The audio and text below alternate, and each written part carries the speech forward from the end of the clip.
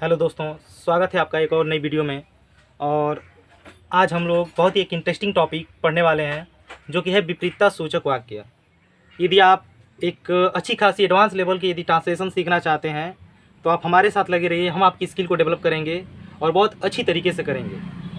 और इससे पहले यदि आप हमारे चैनल पर नए हैं तो चैनल को सब्सक्राइब कीजिए, शेयर कीजिए, लाइक कीजिए, कमेंट कीजिए। और जिस टॉपिक पे भी आपको वीडियो चाहिए उस टॉपिक को आप कमेंट कीजिए, हम उस टॉपिक पे वीडियो बनाएंगे।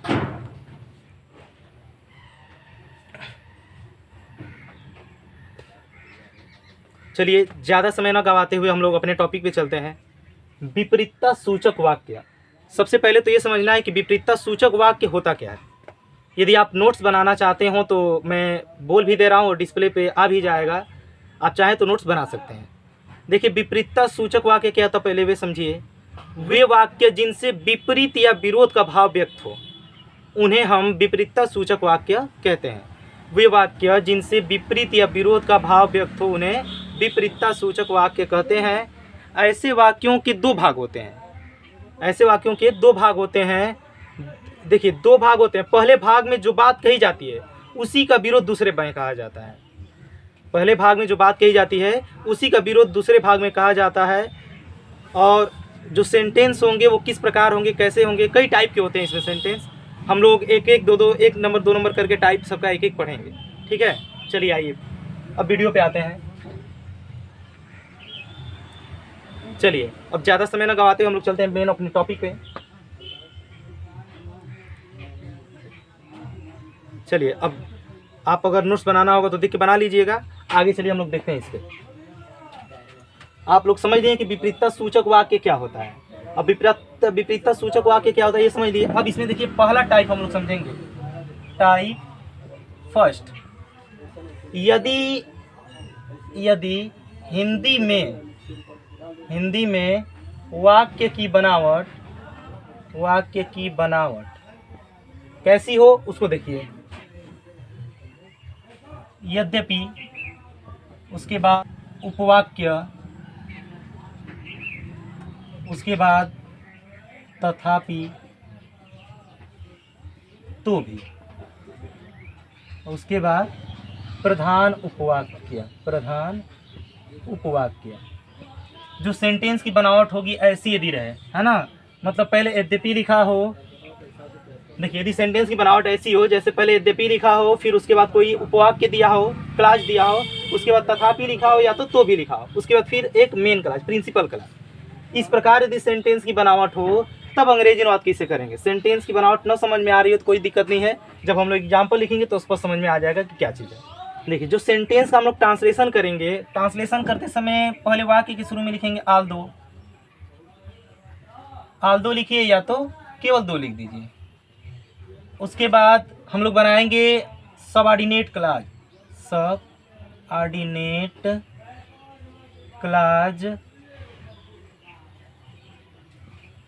उसके बाद कॉमा करेंगे। एक तथापि या तो भी, इन दोनों की अंग्रेजी नहीं लिखेंगे। उसके बाद प्रिंसिपल क्लाज।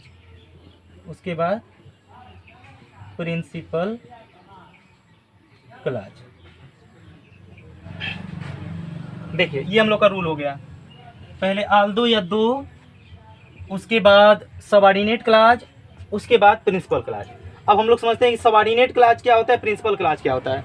यदि आपको क्लाज के बारे में अत्यधिक जानना हो तो आप वीडियो में कमेंट कीजिएगा, हम उसकी भी वीडियो बना देंगे। थोड़ा सा हम समझा दे रहे हैं। जब एक सेंटेंस, कोई बड़ा सेंटेंस दिया हो और जो उसके छोटे भाग होते हैं, है ना, यानी बड़े वाक्यों के छोटे भाग को क्या कहा जाता है, क्लाज कहा जाता है। और जो क्लाज होता है वो तीन प्रकार का होता है। देखिए, जो क्लाज होता है, क्लाज कितने प्रकार का, तीन प्रकार का। पहला होता है प्रिंसिपल क्लाज, और दूसरा होता है सबऑर्डिनेट क्लाज, और उसके बाद तीसरा होता है कोऑर्डिनेट क्लाज।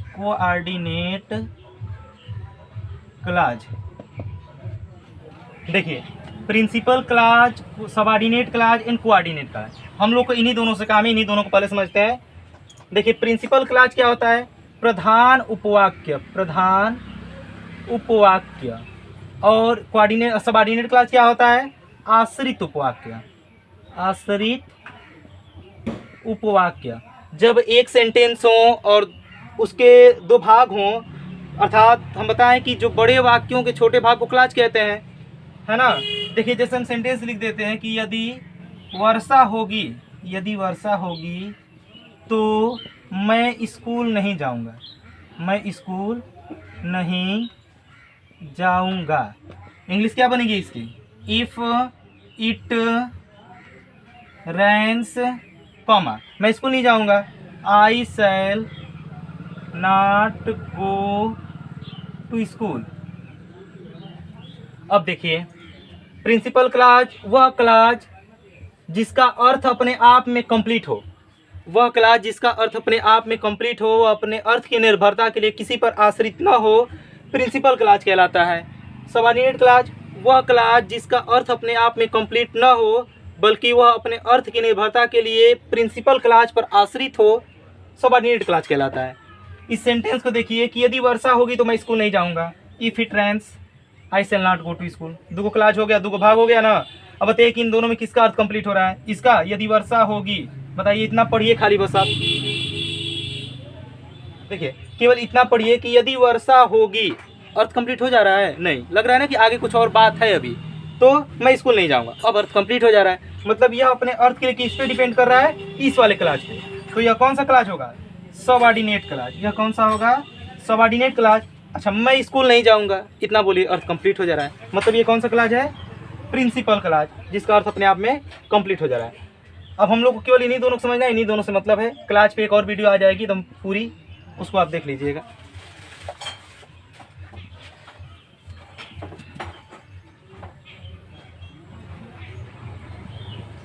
अब देखिए हम इसमें भी लिखे हैं कि जो सेंटेंस की बनावट होगी, यद्यपि ये जो उपवाक्य होगा ये अधिकतर यहाँ पे हम लोग का सबऑर्डिनेट क्लाज यानी कि आश्रित उपवाक्य ही आएगा। उसके बाद तथापि या तो भी लिखा रहेगा, फिर प्रधान उपवाक्य लिखा रहेगा। अंग्रेजी ट्रांसलेट करते समय पहले आल्दो या दो लिखेंगे, यद्यपि की अंग्रेजी, उसके बाद जो सबऑर्डिनेट क्लाज होगा उसको बनाएंगे, उसके बाद जो प्रिंसिपल क्लाज होगा उसको बनाएंगे। अब एग्जाम्पल देखिए, यद्यपि वह धनी है, तथापि या तो भी, इन दोनों में से कोई भी लिख सकता है। वह कंजूस है, तो भी वह कंजूस है। देखिए, यद्यपि वह धनी है, तथापि या तो भी वह कंजूस है। ट्रांसलेट करेंगे, वाक्य के शुरू में क्या लिखेंगे? आल्दो या दो, दोनों में से कोई एक लिखेंगे, तो लिखेंगे आल्दो, और उसके बाद हम लोग लिखेंगे सबऑर्डिनेट क्लाज। अब बताइए आपकी, यद्यपि वह धनी है, एक तो ये हो गया, तथापि तो भी की अंग्रेजी नहीं लिखनी तो इसको हटा दीजिए। वह कंजूस है, इन दोनों में किसका अर्थ पूरा हो रहा है? यद्यपि वह धनी है, यह अर्थ पूरा हो रहा है, या वह कंजूस है, यह पूरा हो रहा है? यह पूरा हो जा रहा है ना, वह कंजूस है, अर्थ बिल्कुल सेंस स्पष्ट है, तो वह हम लोग का प्रिंसिपल क्लाज हो गया। और यद्यपि वह धनी है, इतना बस बोलिए आप, तो लग रहा है ना कुछ आगे बात होगी, तो मतलब ये कौन सा है? Subordinate clause. पहले इसी को बनाएंगे, आल्दो वह धनी है, ही इज रिच, उसके बाद कॉमा करेंगे, प्रिंसिपल क्लाज, वह कंजूस है, ही इज ए माइजर। देख लीजिए, Aldous he is rich, comma he is a माइजर। देखिए एक एग्जाम्पल और देख लीजिए, यद्यपि उसने कठिन परिश्रम किया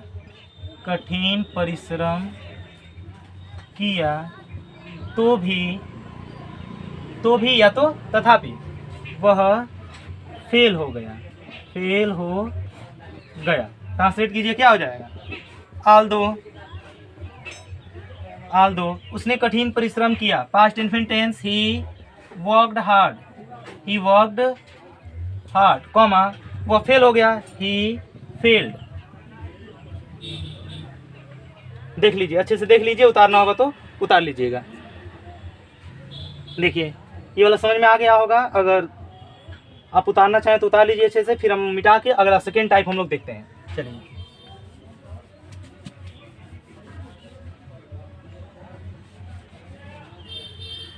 देखिए सेकेंड टाइप क्या है, इसको समझते हैं हम लोग।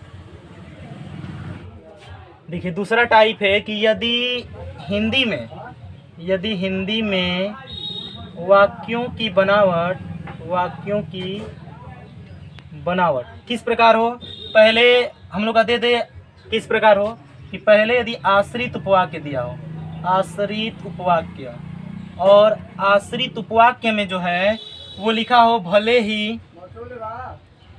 ही या क्यों न या चाहे, यदि इन शब्दों का प्रयोग किया गया हो ना, पहले आश्रित उपवाक्य दिया हो, उसके बाद उसी उपवाक्य में भले ही, क्यों न या चाहे का प्रयोग किया गया हो, और उसके बाद फिर हम लोग को क्या दिया हो, प्रधान उपवाक्य दिया हो, प्रधान उपवाक्य।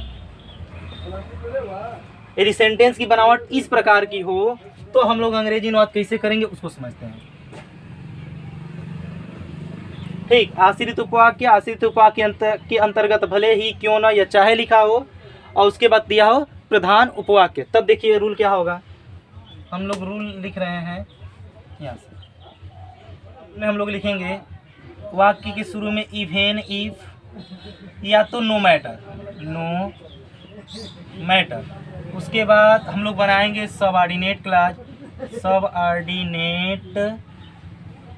क्लाज मतलब आश्रित उपवाक्य, उसके बाद प्रिंसिपल क्लाज अर्थात प्रधान उपवाक्य। यही रूल चलेगा हम लोग का। रूल ध्यान से देख लीजिए आप, इवेन इफ, नो मैटर, इन दोनों में से कोई एक, उसके बाद सबऑर्डिनेट क्लाज, उसके बाद प्रिंसिपल क्लाज। एग्जाम्पल देखते हैं, एग्जाम्पल देखिए, जैसे तुम मुझे भले ही, देखिए भले ही, क्यों ना या चाहे, कोई एक ही उसमें से आएगा। तुम मुझे भले ही गाली दो, कॉमा, मैं तुमसे प्यार करता रहूँगा, मैं तुमसे प्यार करता रहूँगा। चलिए अब इसको देखते हैं, तुम मुझे भले ही गाली दो, मैं तुमसे प्यार करता रहूँगा। विपरीत दिखा रहा है ना, पहले वाक्य में जो बात कही जा रही है कि तुम मुझे भले ही गाली दो, उसके विपरीत में मैं तुमसे प्यार करता रहूँगा। ये विपरीतता सूचक हो गया। अच्छा, जो वाक्य की बनावट है वो भी देख लीजिए, ये तुम मुझे भले ही गाली दो, ये हम लोग का कौन सा क्लाज हो गया, आश्रित उपवाक्य यानी सबऑर्डिनेट क्लाज। देख लीजिए इसका अर्थ कंप्लीट नहीं हो रहा है। अब मैं तुमसे प्यार करता रहूँगा, इसका अर्थ कंप्लीट हो जा रहा है, मतलब ये कौन सा है, प्रधान उपवाक्य।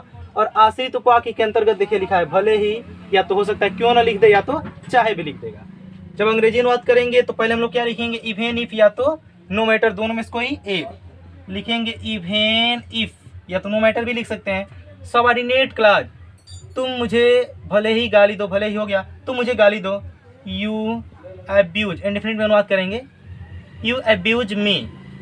Even if you abuse me, मैं तुमसे प्यार करता रहूँगा, क्या हो जाएगा, आई शैल कंटिन्यू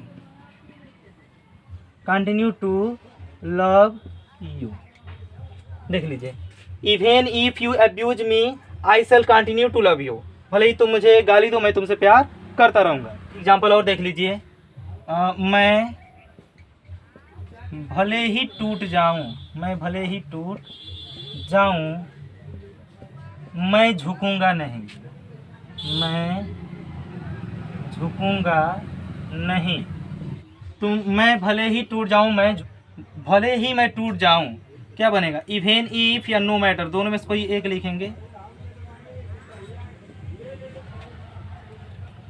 चलिए देखिए, थोड़ा कॉल आ गया था, लिखेंगे कि नो मैटर अर्थात भले ही सबऑर्डिनेट क्लाज, मैं टूट जाऊं, आई, उसके बाद ब्रेक मान टूटना, भले ही मैं टूट जाऊं, मैं झुकूंगा नहीं, आई शैल नॉट, और झुकना का हो जाएगा बेंड। देख लीजिए, नो मैटर आई ब्रेक, भले ही मैं टूट जाऊं, आई शैल नॉट बेंड, मैं झुकूंगा नहीं।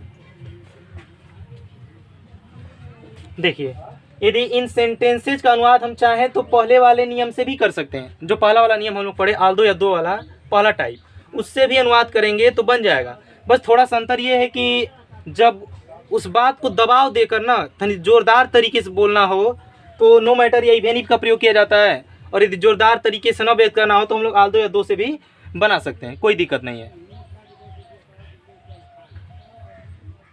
अगर इसी को बनाना उससे तो लिख सकते हैं आल्दो, आल दो, या दो भी लिख सकते हैं, I break, although I break, comma I shall not bend.